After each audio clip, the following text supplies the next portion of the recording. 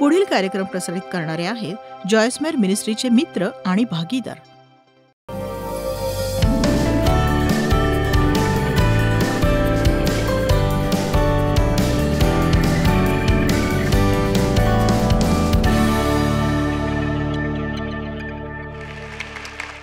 तणाव हा या शतकातला रोग आहे आणि तो कोट्यावधी रुपयांचा धंदा झालाय. आणि बघा, प्रभू येशूने म्हटलंय, मी तुम्हा शांती देतो, मी आपली शांती तुम्हास देतो. तर तुम्हाला शांती प्राप्त झाली आहे. जर तुम्ही ख्रिस्ती असाल तर ख्रिस्ताला तुम्ही तारणारा म्हणून स्वीकारलं असेल तर शांतीदाता तुमच्यामध्ये आहे. तो तुमच्यातच आहे, तुमच्यात शांती आहे, तुमच्यात शांती आहे.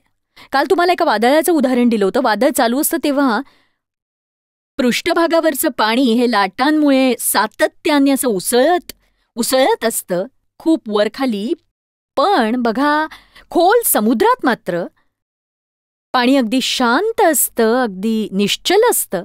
त्याचप्रमाणे आपण आपल्या जीवनाकडे पाहिलं तर वरवर अशीच वादळं उसळलेली दिसतात. शांतीची व्याख्या आहे स्वस्थ शांत अंतःकरण. आणि आपल्या जीवनात कितीही उलथापालथ झाली तरी आपल्याला शांती अनुभवता येते. आणि बघा, मला विश्वास आहे की काही लोकांना शांतीत राहणं हे इतरांपेक्षा अधिक सोपं जातं. काहींना ते योग्य वाटणार नाही. पण देवाने प्रत्येकाला वेगवेगळ्या प्रकृतीचं बनवलंय. आणि हे तुम्ही लक्षात घ्या की काही गोष्टी काही जणांना कठीण वाटतात. आता माझ्या नवऱ्याचंच उदाहरण घ्या की आपल्या सगळ्या चिंता देवावर सोपवून स्वस्थ राहणं त्याच्यासाठी सोपं आहे. आणि स्वस्थ कसं राहायचं हे मी त्याच्याकडूनच शिकले. आता बघा, आमच्या 48 वर्षाच्या विवाहात माझं सांगायचं तर मी अशी सतत खचावत असायचे दातोट खात. आणि स्वस्थ राहणं हे माझ्यासाठी सोपं नव्हतं. पण मी ते हळूहळू शिकत गेले. आणि आता माझ्या जीवनात कधी नव्हे इतकी शांती मी अनुभवते. आणि कधी नव्हे इतकं माझ्या जीवनात मी अधिक जबाबदार झालेले आहे. आणि जर मी शांतीत राहायला शिकू शकले तर तुम्हीही शिकू शकता. मी म्हटलं, मी शांतीत राहायला शिकले ना तर तुम्हीही नक्कीच शिकू शकता. आता बघा, मला विश्वास आहे की कोणत्याही वचनातून तुम्ही संदेश ऐकला तरी त्यामध्ये मुक्त करण्याचं सामर्थ्य आहे. कारण वचनात सामर्थ्य आहे. आणि म्हणून लोकांची बंधनं तुटून जावीत अशी मी आशा बाळगते. आणि याचा अर्थ असा नाही की जादूची कांडी फिरवल्यासारखं सगळे तणाव निघून जातील. पण काहीतरी निश्चितपणे घडेल, काहीतरी तुटून जाईल आणि तुम्हाला प्रकटीकरण होईल की मला असं जीवन जगण्याची गरज नाहीये. नक्कीच. मत्तई अध्याय 11 वचन 28 बघूया. अहो कष्टी आणि भाराक्रांत जन हो, तुम्ही सर्व माझ्याकडे या, म्हणजे मी तुम्हास विसावा देईन. मी तुमच्या जीवाला ताजतवानं व स्वस्थ करीन. मी तुमच्या जीवाला ताजतवानं व स्वस्थ करीन. जणू काही तो म्हणतोय की मी तुम्हाला तणाव मुक्त राहायला शिकवीन आणि माझे जू आपणावर घ्या आणि माझ्यापासून शिका. आता ही 2 वचनं माझा मुद्दा अधिक स्पष्ट करतात. वचन 28 आपण वाचलं तर दिसून येतं प्रभू येशूकडे यायची गरज आहे. तो सगळं काही नीट करेल. माझ्याकडे या. जर तुम्ही कष्टाने ओझ्याने दबलेले असाल तर मी तुम्हास विसावा देईन. आणि बघा, आपल्याला फक्त विसाव्यात भाग घ्यायचा आहे. प्रभू मी आलोय, आता तू काय करायचं ते कर. पण पुढे तो म्हणतो की माझे जू स्वतःवर घे, माझ्यापासून शिक. माझ्यापासून शिक म्हणजे बघा, आता कसं आहे की स्वस्थ, मोकळं आणि ताजतवानं कसं व्हायचं ते मी तुम्हाला शिकवीन. पण मी कसं जीवन जगलो ते पाहून तुम्हाला माझ्या मागे चालावं लागेल आणि माझ्यासारख्या गोष्टी तुम्हाला शिकाव्या लागतील. बघा, प्रभूने जू हा शब्द वापरलाय. माझे जू स्वतःवर घ्या. स्वतःवर जू घेण्याची मी परिचित नाहीये, आपणही नाही. त्यामुळे मी तुमच्यापुढे एक चित्र उभं करू इच्छिते ज्यामुळे तुम्हाला कळेल की एखाद्या बरोबर जू वाहणं म्हणजे नेमकं काय करणं. आणि याच जूला बैलाचे जू म्हणतात. आणि हे जू एकमेकांना जोडलेले असतात कारण ते दोघांनी मिळून वाहायचे असतात. त्यामुळे ओझं वाहणं हे सोपं जातं. आणि प्रभू येशू आपल्याला असं म्हणतोय की तुम्ही माझ्या जुवाखाली असाल, मला जोडलेले असाल तर मी तुम्हाला वाहीन आणि ओझं वाहणं तुम्हाला सोपं जाईल. पण लक्षात घ्या, प्रभू येशूला आणखीन एक गोष्ट सांगायची आहे आणि ती अशी आहे की तुम्ही मला जडून राहा. माझ्या जवळ राहा, मला जोडलेले राहा. प्रत्येक स्थितीत माझ्या बरोबर राहा आणि बारकाईने निरीक्षण करा की मी काय करतोय आणि माझ्या मागे या. म्हणजे तुम्ही कधीच तणावात आपलं जीवन जगणार नाही. लक्षात आलं ना तुमच्या ख्रिस्ताला तुम्हाला नेमकं हेच सांगायचंय. एक चांगली प्रार्थना अशी आहे की हे प्रभू तुझे मार्ग शिकव. बायबल म्हणतं की इस्रायली लोकांनी देवाची कृत्ये पाहिली आणि देवाने आपले मार्ग मोशेलाही शिकवले, कारण लोकांना फक्त चमत्कार हवे होते. साधारणतः लोकांना तेवढंच हवं असतं, हे देवा अमुक दूर कर, प्रभू ही माझी स्थिती बदलून टाक म्हणजे तणाव दूर होईल. आणि बघा मोशे खोलात गेला आणि तुम्ही खोलात जाऊन असं म्हणा, प्रभू परिस्थिती कशीही असो तू मला ती स्थिती हाताळायला शिकव, तू मला तुझे मार्ग शिकव म्हणजे मी ते हाताळू शकेन. चला आपली आत्मिक पातळी वाढवायला हवी आपण.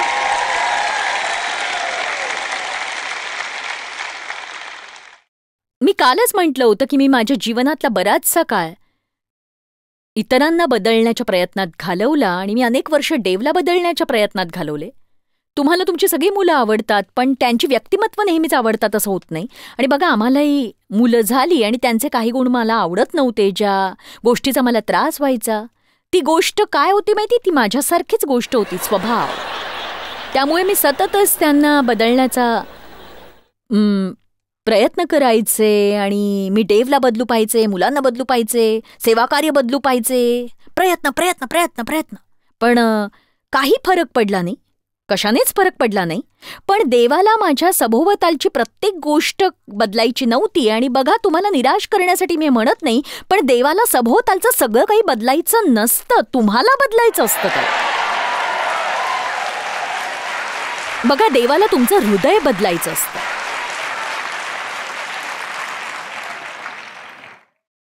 तुम्ही ही गोष्ट तुमच्या मनावर नीट बिंबवा की देव माझी प्रत्येक परिस्थिती मला आवडेल अशा रीतीने बदलणार नाही, तर देवाला माझ्या जीवनात बदल घडवायचाय, मला बदलायचंय त्याला. येशूने म्हटलं माझ्या मागे या. तो असं नाही म्हणाला की अवतीभोवतीच्या 4 लोकांना घेऊन माझ्याकडे या. तो म्हणाला माझ्याकडे पहा आणि माझ्यापासून शिका, माझ्यापासून शिका.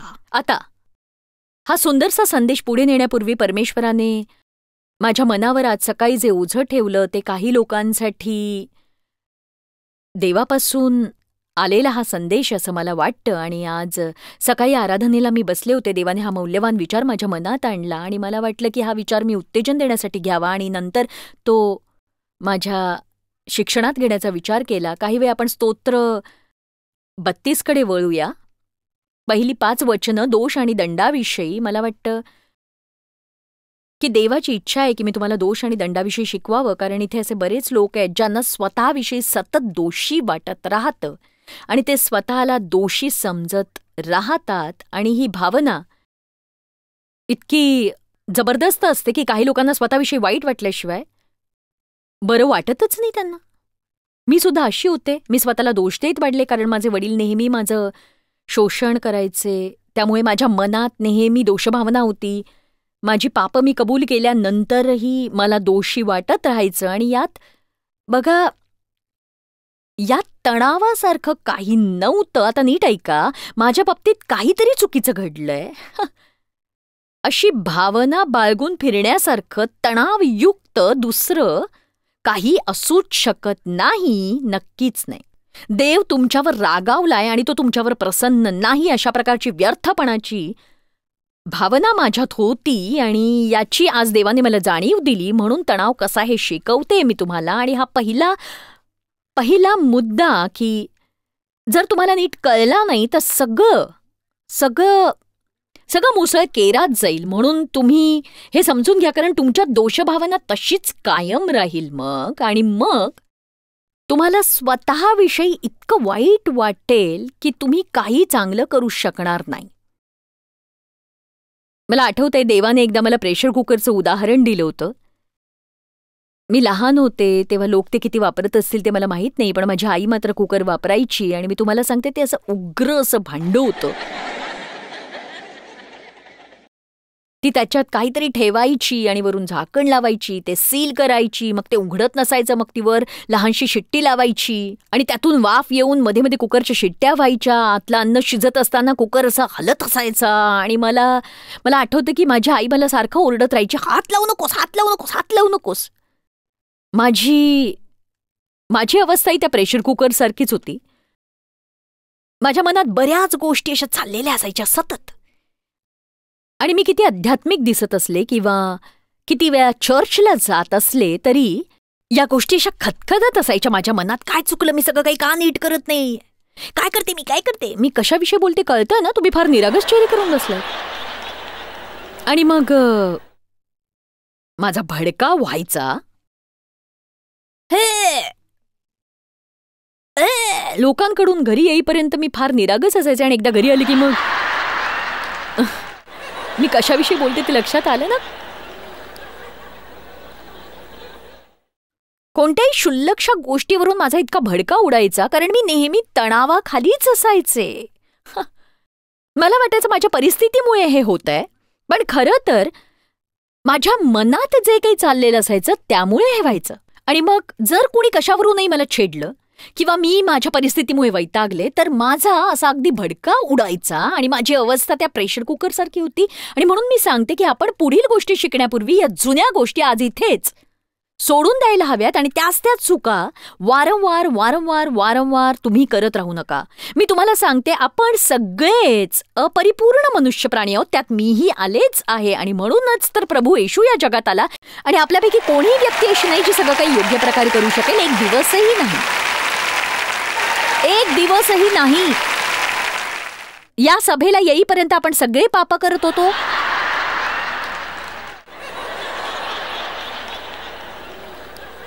इथे येताना आपण पापात होतो. म्हणजे तुम्हाला सांगू, बायबल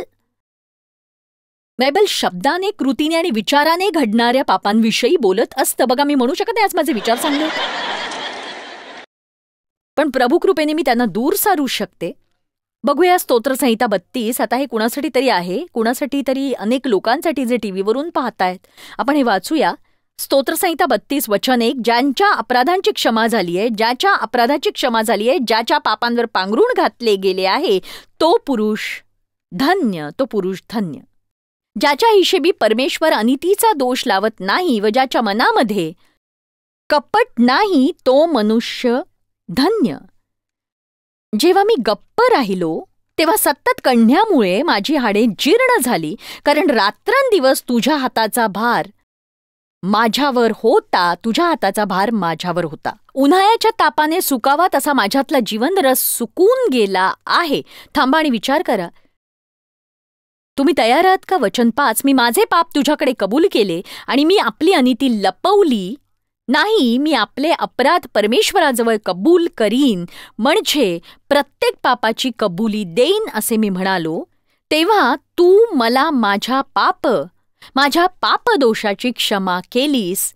थांबा आणि जरा यावर विचार करा आता. तू माझ्या पापदोषाची क्षमा केलीस. फक्त पापांची नव्हे, पापदोषाची. मला तुम्हाला एक विचारायचंय, देवाने तुमचं पाप दूर केलंय तर मग पापदोषाची भावना का बाळगता? तुम्हाला दोषी भावनेत राहायची गरज नाहीये. मला वाटतं की स्वतःचा तिटकारा करणं फक्त पोकळ धार्मिकता आहे. मी तर मुळीच चांगलं नाही. बघा, तुम्हाला तारणाची वस्त्र घालण्याची गरज आहे आणि तुम्ही हे लक्षात ठेवा की तुम्ही मस्तक आहात, तुम्ही शेपूट नव्हे. देव तुमच्यावर प्रीती करतो आणि देवाने तुम्हाला स्वतः अभिषेक केला आहे. आमेन. जगातील इतर कुणालाही हवी असलेली गोष्ट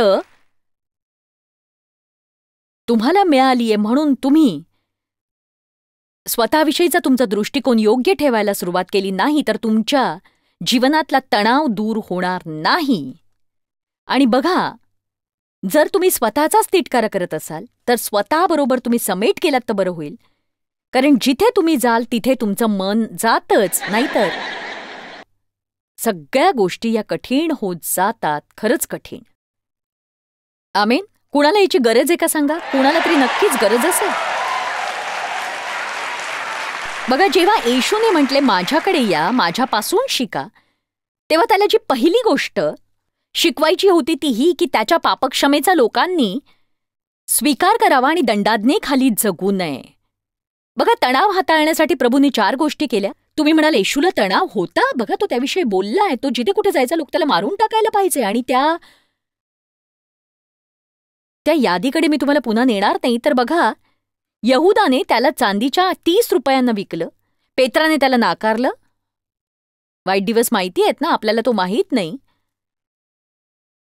प्रभू येशू प्रत्येक गोष्टीसाठी देवावर टेकून होता. 1 पेत्र अध्याय 2:23. आता तुमच्यातील काही जण काही गोष्टींमुळे फारच त्रस्त झाले असतील, परंतु फक्त देवच तुमचा प्रश्न सोडवू शकतो हे लक्षात घ्या. म्हणून तुम्ही तुमची समस्या देवाच्या हाती सोपवा आणि तुमचा भूतकाळ, भविष्यकाळ, तुमची मुलं आणि तुम्हाला निराश करणारं सगळं काही प्रभूला सोपवा. 1 पेत्र अध्याय 2:23 मला आवडतं ते. त्याची निंदा होत असता त्याने उलट निंदा केली नाही. दुःख भोगत असता त्याने धमकावले नाही, तर यथार्थ न्याय करणाऱ्याकडे स्वतःला सोपवून दिले. हे वचन मला आवडतं. आमच्या ऑफिसच्या भिंतीवर मी ते लावलंय. सगळं काही प्रभूच्या हाती सोपवायला हवं. लहान गोष्टी, मोठ्या गोष्टी, माझ्या आयुष्यात घडणारी प्रत्येक गोष्ट, जे काही मिळालं ते प्रभूपासून आहे. काही मिळालं नाही तर ती प्रभूची इच्छा आहे. कोणी माझ्याशी वाईट वागलं, मी त्यांचा तिरस्कार करत बसत नाही. देव त्या गोष्टीची काळजी घेईल याची मला खात्री आहे. देवावर तुम्ही भरोसा ठेवायला शिकायला हवं, कारण भरोसा हा सगळ्या रागावरचं उत्तर आहे. येशूने केलेली दुसरी गोष्ट होती प्रार्थना. तो नेहमी जमावापासून वेगळं व्हायचा आणि तो प्रार्थना करायचा. आणि त्यासाठी तो पहाटे उठायचा. कित्येकदा तो रात्रभर प्रार्थना करायचा. आणि या वचनांकडे वळण्यासाठी आपल्याकडे वेळ नाहीये, पण जेव्हा तो गेत्सेमेनीत त्याच्या जीवनातल्या अत्यंत खडतर समस्यांसाठी तयारी करत होता, तेव्हा त्याने आपल्या शिष्यांना त्याच्याबरोबर प्रार्थना करत जागं राहायला सांगितलं आणि ते झोपून गेले. त्याने पेत्राला आणि जब्दीच्या 2 मुलांना आपणाबरोबर घेतले आणि तो व्याकुळ आणि अस्वस्थ झाला. त्याला असं वाटू लागलं की आपल्याला जसं वाटतं तसं करायचं नसतं. आणि तो काय म्हणाला ते महत्वाचं आहे. तो म्हणाला की माझा जीव अति कष्टी आणि खेदित झालाय. मला मरणप्राय वेदना होत आहेत आणि म्हणून तुम्ही बघा इथे थांबा आणि जागृत असा. मग त्याने दूर जाऊन प्रार्थना केली आणि तो परत आला. तेव्हा त्याने पाहिलं की ते झोपी गेलेत. पण जेव्हा तो त्याच्यापासून दूर गेला होता, त्याला सामर्थ्य देणारी एक गोष्ट घडली आणि एक देवदूत त्याच्याकडे आला आणि त्याने त्याला आत्म्यात बलवान केलं. आणि जेव्हा आपण प्रार्थना करतो तेव्हा देव आपल्याला बलवान करत असतो. ऐकलेत का?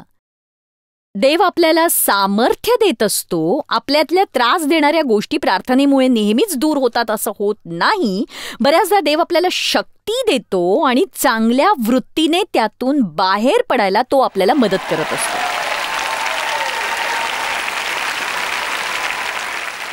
या गोष्टी माझ्या जीवनात लागू करायला बराच काळ गेला, कारण माझी काही सोसण्याची इच्छा नव्हती. देवाने मार्ग काढावा असं मला वाटायचं.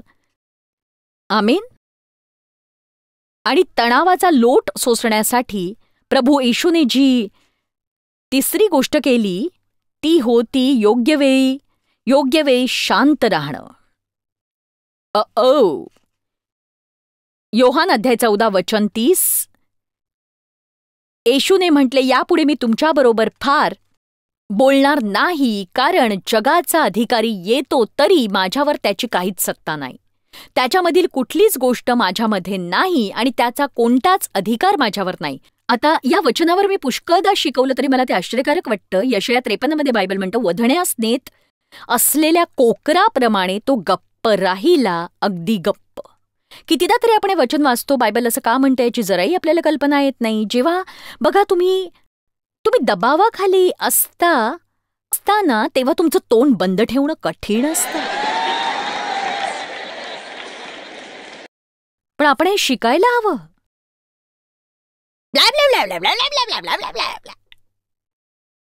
आपण हे शिकायलाच हवं. येशूने म्हटलं, माझे जू आपणावर घ्या आणि माझ्यापासून शिका. तर आपण पाहतोय की कशा प्रकारे येशूने आपल्या जीवनातले तणाव हाताळले आणि बायबल म्हणतं की त्याने आपले मुख उघडले नाही. तो आपल्या शिष्यांना निग्रहाने म्हणाला की मी आता तुमच्याशी जास्त बोलणार नाही. तो कदाचित म्हणाला असेल, माझ्यासाठी हा अतिशय कठीण समय आहे, मी सैतानाच्या हाती लागणार नाही आणि मी आपलं तोंड उघडणार नाही, कारण माझ्यावर शिरजोरी करण्याची कुठलीही संधी मला त्याला मुळीच द्यायची नाही. त्या दिवशी येशूने आपलं मुख उघडलं नाही याचा आनंद वाटला ना तुम्हाला? ही घटना मला खरंच खूप रोचक वाटते. आणि मग मत्ताई अध्याय 27 मध्ये वचन 12 ते 14 आपण पाहतो. असं म्हटलंय, मुख्य याजक व वडील हे त्याच्यावर दोषारोप करत असता त्याने काहीच उत्तर दिले नाही. तेव्हा पिलात त्याला म्हणाला, हे तुझ्या विरुद्ध किती गोष्टींबद्दल साक्ष देतात हे तुला ऐकू येत नाही काय? पण त्याने उत्तर दिले नाही. बघा, तुम्ही चांगली व्यक्ती आहात हे लोकांना पटवून देण्याचा प्रयत्न न करणं हे खरंच कठीण असतं. स्वतःचा बचाव न करणं कठीण आहे माझ्यासाठी. तुम्ही मला समजू शकत नाही, अजिबातच नाही. तुमचा माझ्याविषयी गैरसमज झालाय. मी तुम्हाला पटवून देऊ इच्छिते की मी चांगली व्यक्ती आहे. आणि येशूने उत्तर दिलं नाही. पिलात आणि हेरोद यांच्यासमोर त्याने उत्तर दिलं नाही. ते दोष देत असता तो गप्प होता. मी असं म्हणत नाही तुम्ही स्वतःसाठी कधीच बोलू नये, पण बघा, बऱ्याचदा त्यामुळे गोष्टी अधिक चिघळतात.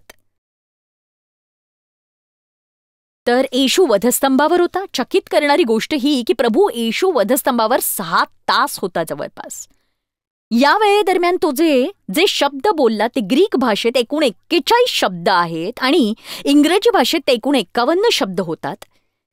इतके शब्द बोलायला साधारणपणे 1 मिनिट लागतो. म्हणजे वधस्तंभावर तो जवळपास 5 तास 59 मिनिटं गप्प होता. तो पूर्णपणे शांत राहिला. आमेन. आणि चौथी गोष्ट जी प्रभू येशूने केली, जी तणावमुक्तीचं शिखर होती, ती म्हणजे त्याने पटकन क्षमा केली.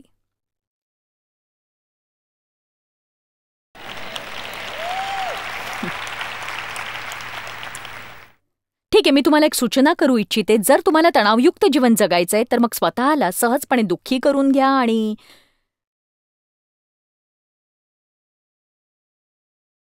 स्वतःला कुरवाळत असं म्हणत राहा की माझा काही उपाय नाही, मी फार भावूक आहे,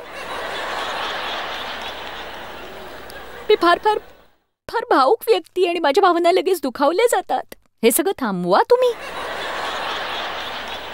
जर एखाद्याची इच्छाच असेल तर त्याला आपल्या भावना दुखावू द्या. येशूने म्हटलं की हे बापा यांची क्षमा कर, कारण ते काय करतात त्यांना कळत नाही. वधस्तंभावर जर अशा गोष्टींसाठी येशू क्षमा करू शकत होता तर आपणही दैनंदिन जीवनात क्षमा करूच शकतो. नक्कीच. एक गोष्ट सांगू, तुमच्या अपेक्षा काय आहेत ते मला ठाऊक नाही. मी जेव्हा म्हटलं मी तुम्हाला तणावातून मुक्त कसं व्हायचं ते शिकवणार, तेव्हा मला हेच सांगायचं होतं की तुम्ही तणावमुक्त होऊ शकता त्या प्रत्येक गोष्टीतून जी तणाव निर्माण करते. पण जर तुम्ही दोषातच राहिलात, लोकांवर चिडलेले राहिलात आणि तुम्ही लोक काय म्हणतायत याच चिंतेत राहिलात, तुम्ही आपलं तोंड चालूच ठेवलं, तर तुम्ही नेहमीच तणावात राहाल. कारण खरा तणाव आपल्या अवतीभोवतीच्या लोकांमुळे येत नाही, तर आपल्या आत काय चाललंय त्यामुळे येतो. आमेन. बघा, तुम्ही सध्या आहात त्यापेक्षा अधिक सुखी होऊ शकता. प्रेषितांची कृत्ये अध्याय 24 वचन 16. चला त्या वचनाकडे वळू. हे एक शक्तिशाली वचन आहे. प्रेषित पौलाने ते लिहिलं. तो म्हणाला, म्हणून मी देवासंबंधाने व माणसासंबंधाने माझे मन सतत शुद्ध राखण्याचा यत्न करत असतो. म्हणजे मी माझ्या देह कर्मांना तसेच शारीरिक इच्छांना जीवे मारतो आणि निर्दोष व न डगमगणारा विवेकभाव राखण्याचा कसोशीने प्रयत्न करतो. मला हे आवडतं. पौल म्हणतो मी यासाठी प्रयत्न करतो. ही गोष्ट काही सहजासहजी प्राप्त होणारी नाही. या गोष्टीसाठी कसोशीने प्रयत्न करावे लागतात. रोज नेटाने झटावं लागतं. माझ्या देहस्वभावाला नाही म्हणावं लागतं. रोज मला स्वतःला शिस्त लावावी लागते. आम्हा प्रत्येकाच्या जगण्याचा एक हेतू असायला हवा आणि तो हेतू साध्य करण्यासाठी आपण सगळ्यांनी एक व्हायला हवं. आणि मग बघा, सैतान गर्तेच्या खाईत जातो.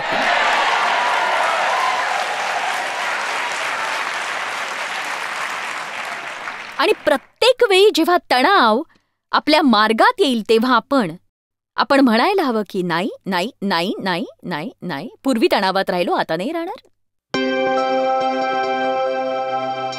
मला सांगा, ही आनंदाची गोष्ट नाही का की तुम्ही तुमच्या जीवनातला तणाव कमी करू शकता आणि त्यासाठी देवाच्या साह्यासाठी तुम्ही अवलंबून राहू शकता. 1 पेत्र अध्याय 5 वचन 7 म्हणतं की तुम्ही आपली चिंता प्रभूवर सोपवा, कारण तो तुमची काळजी घेतो. आणि ही नक्कीच एक चांगली बातमी आहे. जॉयस मायर मिनिस्ट्रीज करता तुम्ही खूप मौल्यवान आहात. आम्हाला तुमचं कौतुक आहे आणि जगभरामध्ये हे सेवा कार्य शक्य करण्याकरता आम्ही आमच्या मित्रांचे आणि पार्टनर्सचे आभारी आहोत. आम्ही एकत्रितपणे भुकेल्यांना खाऊ घालतो, गरिबांना वस्त्र देतो आणि राष्ट्रांना सुवार्ता सांगतो. तुमच्या प्रार्थनेच्या विनंती करता आमच्याविषयी आणखी माहिती मिळवा. जॉयसच्या कॉन्फरन्सच्या तारखा पहा आणि ख्रिस्ताची प्रीती जगभरामध्ये पसरवण्याकरता आमचे सहभागी व्हा.